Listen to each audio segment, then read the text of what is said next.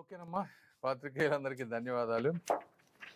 చాలా issues discuss చేసాం. ఏదో పెద్ద బుక్లెట్ ఉంది, బట్ మెయిన్గా మీకు లార్జ్ పాయింట్స్, ఇంపార్టెంట్ పాయింట్స్ వచ్చేటప్పటికి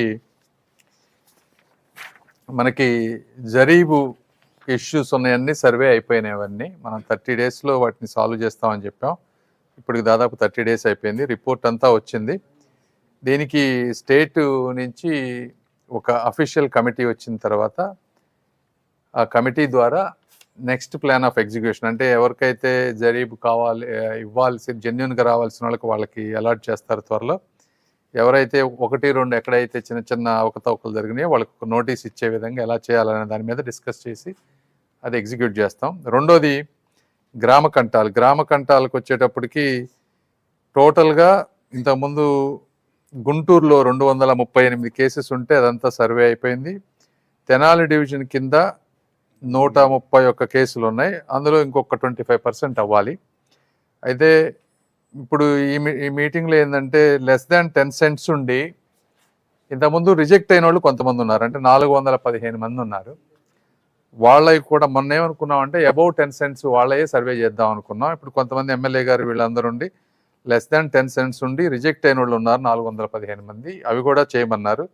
సో దాని గురించి ఇంకొక 2 వీక్స్ పట్టేటట్టుంది టైం గ్రామ కంటాలది.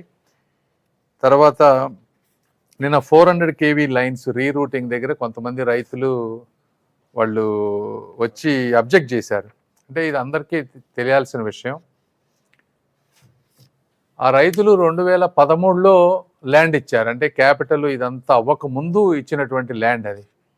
వాళ్ళు అనేది ఏంటంటే క్యాపిటల్ తర్వాత క్యాపిటల్ వచ్చినా కూడా మేము ఈ మధ్యనే ఇచ్చాము, ఆ ట్రాన్సిషన్లో ఇచ్చాం కాబట్టి మాది కూడా ల్యాండ్ పూలింగ్ కింద కన్సిడర్ చేయమంటారు.